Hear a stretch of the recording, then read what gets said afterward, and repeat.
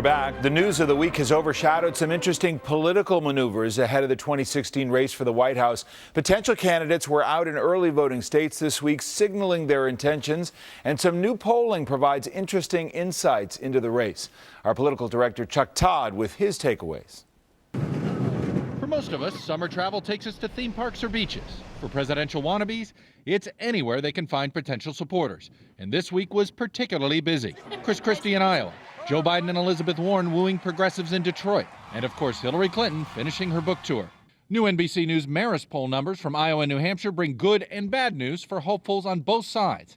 Here are three key takeaways. Number one, Democrats are ready for Hillary. In head-to-head matchups, Clinton handily leads Joe Biden in both states by 50 or more points. And take a look at these favorable ratings just among Democrats, 89% in Iowa and a whopping 94% in New Hampshire. But as excited as Democrats are, it's not going to be a cakewalk for her in these two swing states in a general. In head-to-head matchups with 6 potential Republicans, Jeb Bush, Ted Cruz, Rand Paul, Marco Rubio, Scott Walker, and Chris Christie, the race tightens substantially. While she's tied or leads all of them, she didn't do any better than 51% against anybody. The Republican that runs best against her, Kentucky Senator Rand Paul.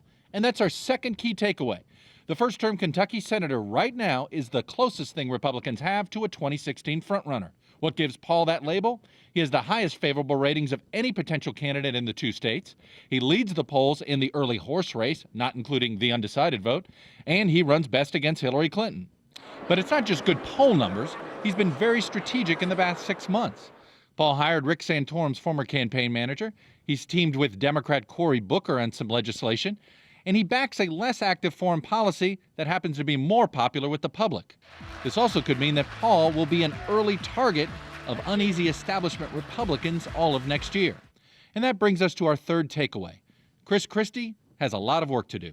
The New Jersey governor has the highest negative ratings of any of his Republican rivals, and that's just among Republicans in both states.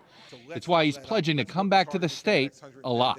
And I'll see you back here in Iowa really soon. All this activity, and we're just a mere 560 days away until the Iowa caucuses.